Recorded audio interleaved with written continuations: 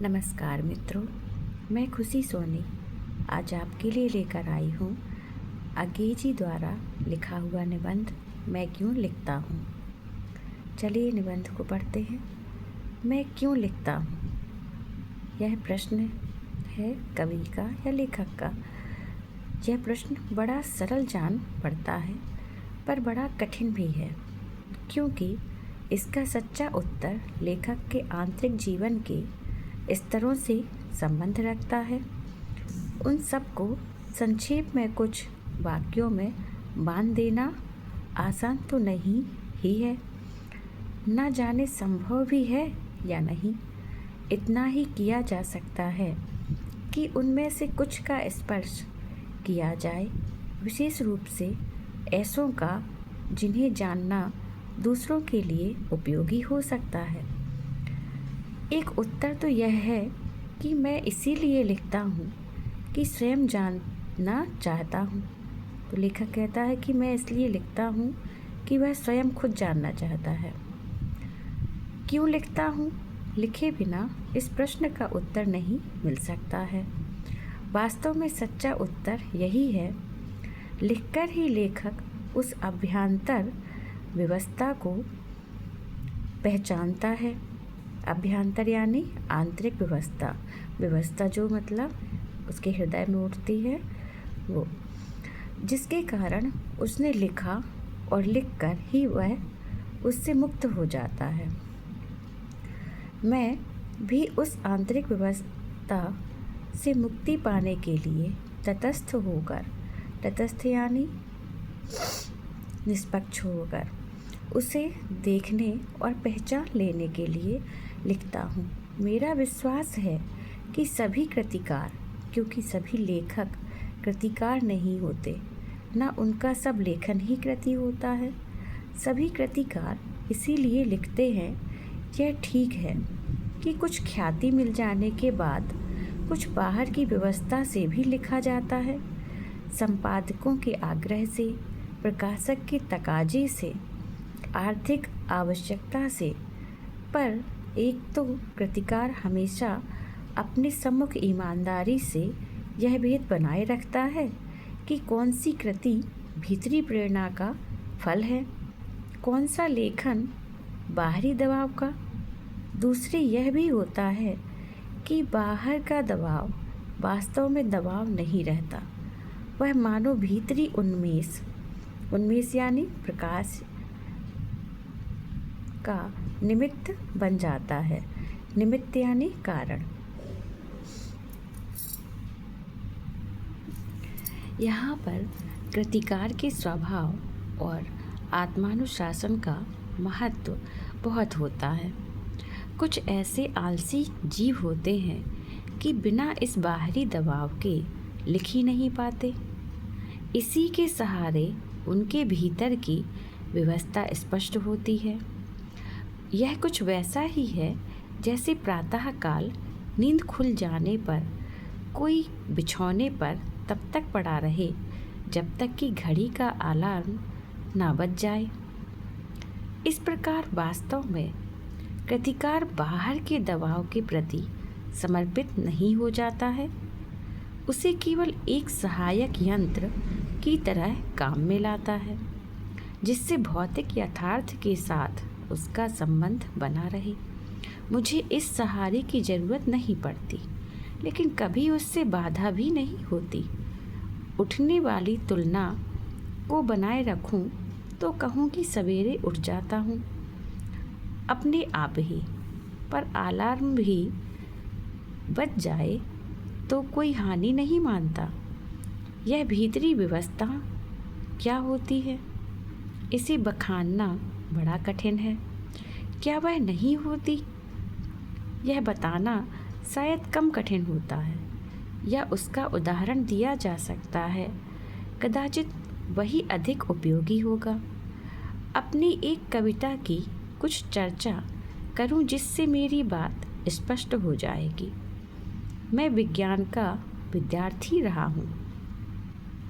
मेरी नियमित शिक्षा उसी विषय में हुई। अणु क्या होता है, कैसे हम रेडियम धर्मी तत्वों का अध्ययन करते हुए विज्ञान की उस सीढ़ी तक पहुँचे जहाँ अणु का भेदन संभव हुआ।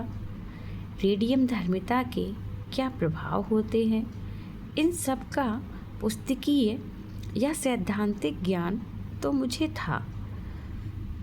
फिर जब वह हिरोशिमा में अणु बम गिरा तब उसके समाचार मैंने पढ़े और उसके परवर्ती प्रभावों का भी विवरण पढ़ता रहा। इस प्रकार उसके प्रभावों का ऐतिहासिक प्रमाण भी सामने आ गया। विज्ञान के इस दुरुपयोग के प्रति बुद्धि का विद्रोह स्वाभाविक था। मैंने लेख आदि में कुछ लिखा भी, पर अनुभूति के स्तर पर जो व्यवस्था होती है वह बौद्धिक पकड़ से आगे की बात है और उसकी तर्क संगति भी अपनी अलग होती है। इसलिए कविता मैंने इस विषय में नहीं लिखी।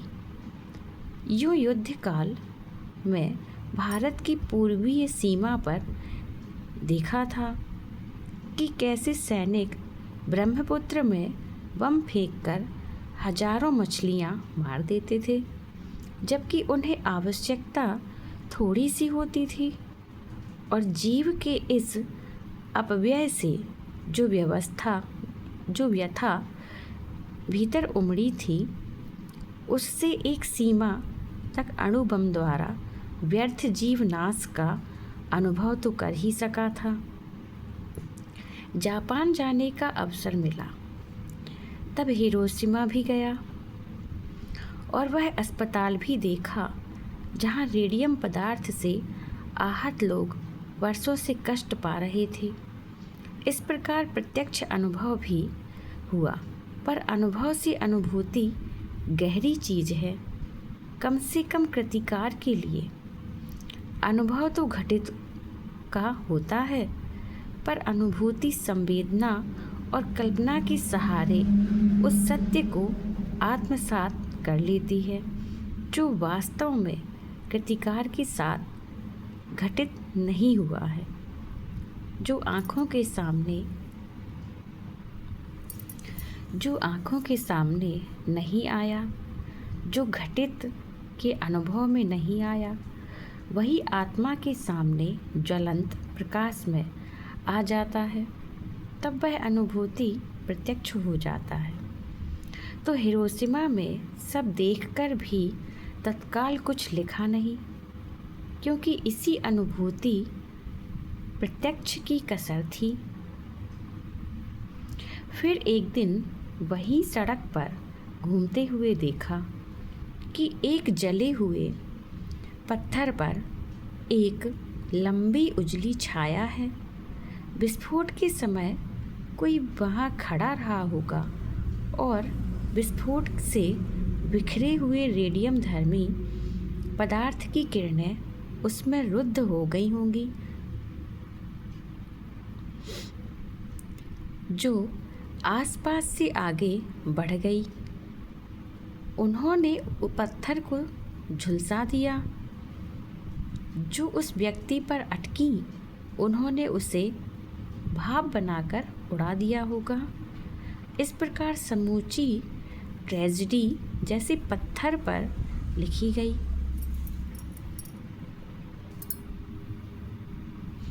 उस छाया को देखकर जैसे एक थप्पड़ सा लगा। अवाक इतिहास जैसे भीतर कहीं सहसा एक जलते हुए सूर्य सा उग आया और डूब गया। मैं कहूँ कि उस क्षण में अणु विस्फोट मेरी अनुभूति प्रत्यक्ष में आ गया। एक अर्थ में मैं स्वयं हिरोशिमा के विस्फोट का भोक्ता बन गया। इसी में से वह व्यवस्था जागी। भीतर की आकुलता बुद्धि के क्षेत्र से बढ़कर संवेदना के क्षेत्र में आ गई। फिर धीरे धीरे मैं उससे अपने को अलग कर सका और अचानक एक दिन मैंने हिरोशिमा पर कविता लिखी। जापान में नहीं, भारत लौटकर रेलगाड़ी में बैठे बैठे। यह कविता अच्छी है या बुरी, इससे मुझे मतलब नहीं है। मेरे निकट वह सच है, क्योंकि वह अनुभूति प्रसूत है। यही मेरे निकट महत्व की बात है। चलिए हिरोशिमा कविता पढ़ लेते हैं। सन 1959 में प्रकाशित अरिओ करुणा प्रभामय काव्य संग्रह में संकलित अज्ञेय की हिरोशिमा कविता यहाँ दी जा रही है। हिरोशिमा। एक दिन सहसा सूरज निकला, अरे क्षितिज पर नहीं, नगर की चौक। धूप बरसी पर अंतरिक्ष से नहीं, फटी मिट्टी से। छायाएं मानव जन की दिशाहीन, सब ओर पड़ी। वह सूरज नहीं उगा था पूरब में, वह बरसा सहसा बीचों बीच नगर के। काल सूर्य के रथ के पहियों के ज्यों अरे टूट कर बिखर गए हूँ दसों दिशा में। कुछ क्षण का वह उदय अस्त, केवल एक प्रज्वलित क्षण की दृश्य सोख लेने वाली दोपहरी। फिर छायाएं मानव जन की नहीं मिटी लंबी हो कर। मानव ही सब भाप हो गए। छायाएं तो अभी लिखी हैं झुलसे हुए पत्थरों पर, उजड़ी सड़कों की गज पर। मानव का रचा हुआ सूरज मानव को भाप बनाकर सोख गया। पत्थर पर लिखी हुई यह जली हुई छाया मानव की साखी है। मिलते हैं अगले वीडियो में।